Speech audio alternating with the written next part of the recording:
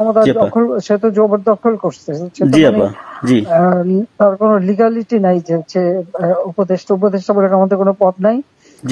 যেভাবে সে ক্ষমতা গেছে এটা তো মানে মানুষ খুন করে মেরে একটা সিচুয়েশন তৈরি করে তারপরে তো সে ক্ষমতা গেল। জি জি আপা, জি জি। না আমরা এগুলা আমাকেই মেরে ফেলা। জি আপা, আমরা এগুলা আমরা ইউরোপিয়ান পার্লামেন্টকে জানাচ্ছি। আর তাছাড়া আমি তো পদত্যাগ করি নাই। জি আপা। আপা সবচেয়ে বড় কথা হচ্ছে যে আমাদের কনস্টিটিউশনের আর্টিকেল 57 অনুযায়ী যেভাবে পদত্যাগ করতে হয়, জি আপা, আমার কিন্তু সেভাবে পদত্যাগ করা হয়নি। সে কিন্তু ওই জন্য 6 তারিখে জায়গায় 5 তারিখে নিয়ে আসলো। জি। আর 5 তারিখে নিয়ে আসার ফলে আমার পক্ষে তখন এমন ভাবে চারিদিকে লোক ঘেরাও, আমি দেখলাম যে এখন যদি ফায়ার ওপেন করে আমার এখানে সিকিউরিটি, তাহলে শত শত লোকের লাশ পড়বে। জি আপা, জি। লাশ ফেলে আমি ক্ষমতা থাকতে চাই না। কিন্তু যখন আমার একটা সিচুয়েশন হয়ে গেল যে আমার সিকিউরিটি যাওয়া থ্রু এগুলো বাধ্য হয়ে তখন আমাকে সরে যেতে হলো গণভবন থেকে, যার ফলে আমার বঙ্গভবনে যে মহামান্য রাষ্ট্রপতির কাছে আমার পদত্যাগপত্র জমা আমি দেইনি। জি আপা। কাজে আমার কিন্তু পদত্যাগ হয়নি। আমি কিন্তু এখনো বাংলাদেশের constitutional prime minister, elected prime minister. জি। আসসালামু আলাইকুম। আচ্ছা, সাবেক প্রধানমন্ত্রী শেখ হাসিনা যদি সত্যি সত্যি কোনো পদত্যাগ পত্র না দিয়ে থাকেন রাষ্ট্রপতিকে, তাহলে কি হবে, কি হতে পারে? তার একটি পদত্যাগ পত্র মানে সামাজিক যোগাযোগ মাধ্যমে ভাইরাল হয়েছে রোববার। একই সঙ্গে আরও একটি পদত্যাগ পত্র বর্তমান সরকারের প্রধান উপদেষ্টা ডক্টর মোহাম্মদ ইউনূসের, সেটিও ভাইরাল হয়েছে। এবং এই দুটি পদত্যাগ পত্র নিয়ে রোববার সারা দেশে হইচই পড়ে গেল, তর্ক বিতর্ক জমে উঠল। এবং এই তর্ক বিতর্কে বিশেষ করে সাবেক প্রধানমন্ত্রী শেখ হাসিনার পদত্যাগ নিয়ে আরও 2-3 দিন আগে থেকেই বেশ আলোচনা চলছে। প্রথমে চিন্তাবিদ দার্শনিক মুহাম্মদ মাজহার তিনি তার একটি বক্তব্যে প্রথমে এই বিষয়টি তুলে ধরলেন যে শেখ হাসিনা কি পদত্যাগ করেছেন, তার পদত্যাগ পত্রটি কোথায়। এরপরে শেখ হাসিনার 2টি অডিও রেকর্ড যেভাবে ছড়িয়ে দেওয়া হলো, সেটা তো ফাঁস নয়, ছড়িয়ে দেওয়া হয়েছে ইচ্ছাকৃতভাবে। তার একটিতে শেখ হাসিনাকে বলতে শোনা গেছে যে আমি তো পদত্যাগ পত্র দেইনি, এবং সংবিধানের 57 অনুচ্ছেদ অনুযায়ী যেভাবে পদত্যাগ করার কথা সেই হিসেবেও তার পদত্যাগ হয়নি। আচ্ছা, বেশ ভালো কথা। প্রথম কথা হচ্ছে যে দুটি পদত্যাগ পত্র ভাইরাল হয়েছে একেবারেই ফেক, গুজব, এর মধ্যে কোনো সন্দেহ নেই। এটি কারা করছে? যারা শেখ হাসিনা পদত্যাগ পত্রটি ভাইরাল করেছেন, একটা ফেক পদত্যাগ পত্র, এটি নিঃসন্দেহে যারা আওয়ামী লীগ বিরোধী তারা এই কাজটি করেছে। আবার ডক্টর মোহাম্মদ ইউনূসের যে পদত্যাগ পত্রটি ভাইরাল হয়েছে, এটি ধারণা করা যায় যে এটি আওয়ামী লীগ পক্ষ থেকে ছড়িয়ে দেওয়া হয়েছে একটি বিভ্রান্তি তৈরি করার জন্য। এগুলো নিয়ে আলোচনা করতে চায় না। মূল আলোচনার বিষয় হচ্ছে শেখ হাসিনা পদত্যাগ পত্র না দিলে আসলে কি হতে পারে, কি হওয়ার সম্ভাবনা। কথা হচ্ছে যে তিনি তার অডিও রেকর্ড যেটি, সেটিতে তো স্পষ্ট বলেছেন যে আমি আর লাশ পড়ুক তার চাই না, সেই লাশের উপর ক্ষমতায় থাকতে চাই না, যদিও লাশগুলো পড়েছে তারই নির্দেশে আমরা জানি। কিন্তু তার এই বক্তব্যটি বেরিয়ে এসেছে, অর্থাৎ তিনি পদত্যাগ করেছেন কিন্তু পদত্যাগ পত্র দেননি। খুব স্বাভাবিকভাবেই 5 আগস্ট যে অবস্থা ছিল, তিনি তো পালিয়ে যাওয়ার সময়টুকু পাচ্ছিলেন না। এবং যখন গণভবন থেকে শাহজালাল আন্তর্জাতিক বিমানবন্দরের পাশে বঙ্গবন্ধু এয়ারবেজ, সেখান থেকে হেলিকপ্টার তার যে একটি বিমানে করে তিনি ভারতের উদ্দেশ্যে পালিয়ে গেলেন, সেই যাওয়ারটুকুর সময় নিয়েও সাংঘাতিক ঝুঁকির মধ্যে তো তিনি ছিলেন। এবং ওই সময়ের মধ্যে গণভবনের লাখো জনতার দখলে চলে গিয়েছিল। তিনি রাষ্ট্রপতি পর্যন্ত যাবেন কিভাবে? শেখ হাসিনা পদত্যাগ করেছেন কি করেননি, এই আলাপ মাঝে মাঝেই উঠছে, এবং গতকালও আমরা খেয়াল করেছি এটা আবার আমাদের সামনে এসে হাজির হয়েছে। ঘটনা হচ্ছে একটা পদত্যাগ পত্র অনলাইনে ছড়িয়ে পড়ে এবং আমরা অনেকে জেনে না বুঝে এটাকে শেয়ার করেছি। পদত্যাগ পত্রটা পড়লে আমাদের কাছে খুব স্পষ্ট হয়ে যায় এটা একটা ফেক পদত্যাগ পত্র। কিন্তু প্রশ্ন হচ্ছে এটা আমরা কেন করছি, এবং এটার প্রতিক্রিয়া আওয়ামী লীগ যা বলেছে সেটা নিয়ে কয়েকটা কথা বলা খুব জরুরি বলে মনে করি।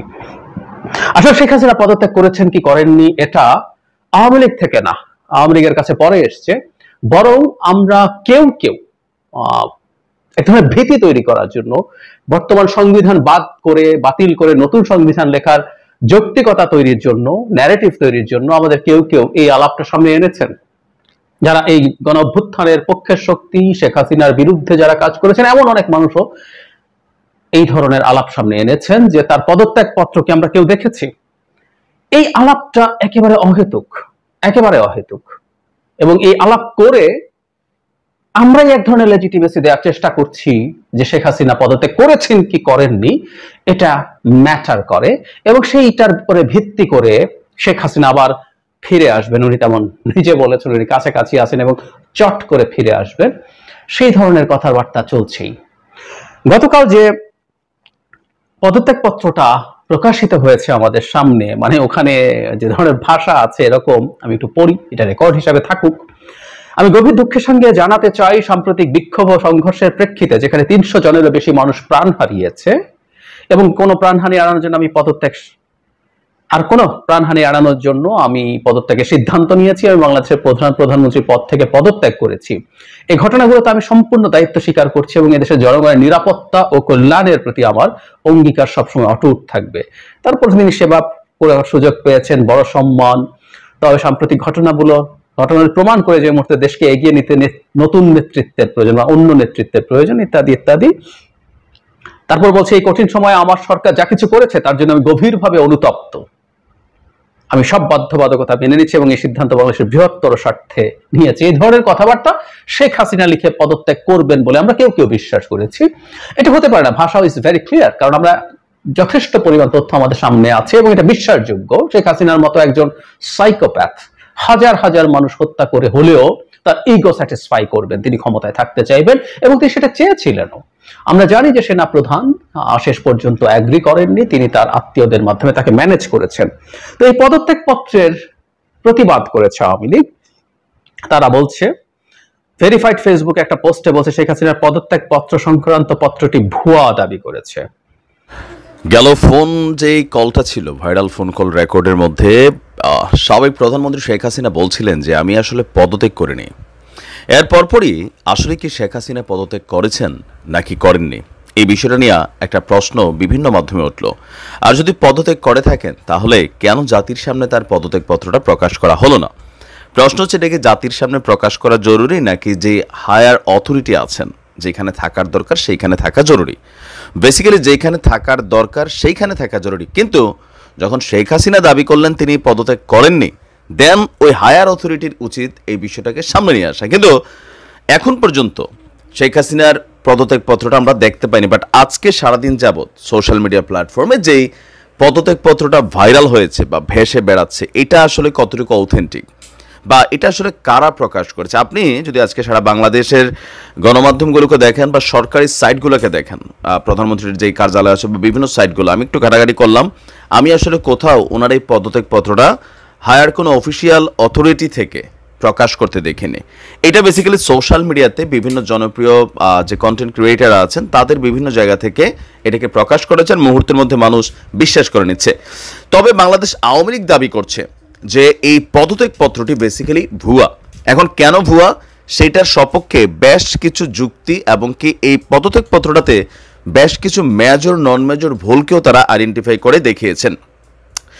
দেশের টিভি চ্যানেলের ফেসবুকে এরকম অপরিপক্ক এডিটেড কোনো পদত্যাগপত্র প্রকাশ এটি দৈন্যতা মাত্র। কোন একটা টেলিভিশন চ্যানেল সম্ভবত এটা প্রকাশ করেছে। এখন আওয়ামী লীগ ফেসবুকে ভাইরাল ওই পদত্যাগপত্রের সত্যতা নিয়ে কয়েকটি প্রশ্ন তুলেছে। কেন এই পদত্যাগপত্রটি ভুয়া? এক নাম্বার, তারা ভুলে এখনো মুজিব বর্ষ লোগো লাগিয়ে রেখেছে, যেই মুজিব বর্ষ 2021 সালে শেষ। তার মানে আমরা জনগণ এটা হয়তো বুঝছি যে ঠিক আছে, কিন্তু আসলে আওয়ামী লীগের দাবি যে মুজিব বর্ষের যে লোগোটা সরকারি এই খাতাতে উপরে ছবিটা, এটা আসলে এখন আর নাই, এটা 2021 পর্যন্ত ব্যবহৃত হয়েছে। লক্ষ্য করুন, ভুয়া এই পদত্যাগ পত্রটি অত্যন্ত অস্পষ্ট। আচ্ছা, অস্পষ্টটা স্পষ্ট করা যায়। পদত্যাগপত্রের ভাষা দেখুন, যা মন চায় তারা একটা কিছু লিখে পাবলিশ করে দিল। নাম্বার 4, শেখ হাসিনার স্বাক্ষরটিও গুগল থেকে নিয়েছে, যাতে স্পষ্ট দেখা যাচ্ছে মূল পেজের সাথে স্বাক্ষরের অংশের যে পিক্সেল আছে সেটার পার্থক্য, মানে একটা জিনিসের উপর আরেকটা জিনিস পট্টি মারলে যেটা হয়, আওয়ামী লীগ দাবি করছে এটা। 5ই আগস্ট ছিল 21শে শ্রাবণ, পদত্যাগপত্র দেওয়া সেটা হচ্ছে 20শে শ্রাবণ। এছাড়া তারা আরও লিখেছে, দেশের মিডিয়াকে এরকম নগ্নভাবে ব্যবহার করে নিজেদের হাসির পাত্র বানাবেন না। শেখ হাসিনা পদত্যাগ করার সময় যেই আনুষ্ঠানিকতা সেই সময় নেননি, তিনি সোজা তেজগাঁও থেকে বিমানে করে ভারত গেছেন। এসব বাদ দিয়ে বরং দেশের সমস্যা সমাধান করুন। এখন এটা আরও একটা কোটি টাকার প্রশ্ন হয়ে গেল সামনে। চট করে সীমান্তে ঢোকা, নিজেকে প্রধানমন্ত্রী দাবি করা এবং কি পদত্যাগ করেননি, এই যে ইস্যুগুলোতে এখন যতগুলো ঝামেলা সামনে আসছে, তো আমার মনে হয় এই বিষয়টা টেলিভিশনালরাও বিশ্বাস নাই, সব বাটপাড়ি বিভিন্ন সময় করে, ফোকাস ভাইরাল ইস্যুতে ফটাস করে। আর আমরা যারা কন্টেন্ট ক্রিয়েটার আমাদেরও আসলে এতটা বিশ্বাসের কোনো সুযোগ নেই। তবে আমার মনে হয় এই বিতর্কটা জনমনে একটা আতঙ্ক তৈরি করতেছে। আওয়ামী লীগের নেতাকর্মীরা যেমন উজ্জীবিত হচ্ছেন, অপরদিকে সরকারে থাকা বা বিপরীত দলে থাকা বিভিন্ন নেতাকর্মীরা তারাও এক ধরনের স্ট্রেস নিচ্ছেন। সো আসলে শেখ হাসিনা পদত্যাগ করেছে কিনা সেটা অনেকে বলছেন যে এটা জরুরি না, তিনি তো পালাই গেছেন, তিনার তো অলরেডি এটা কনস্টিটিউশন ভেঙে দেওয়া হচ্ছে, সব কিছু এখানে পরিবর্তিত হয়ে গেছে, চাইলে আর এসে ঢুকতে পারবে না। এটা সত্য, তিনি চাইলেও এই মুহূর্তে এসে বাংলাদেশে ঢুকলেও ক্ষমতায় বসার সুযোগ নেই, কারণ সারা পৃথিবী ডক্টর ইউনূসকে ম্যান্ডেট দিয়ে দিচ্ছে। তো তারপরেও এই পদত্যাগপত্রের ইস্যুটার সমাধান হওয়া দরকার। আশা করি যারা সরকারের অথরিটি আছেন তারা বিষয়টাকে প্রকাশ করবেন। ভালো থাকুন।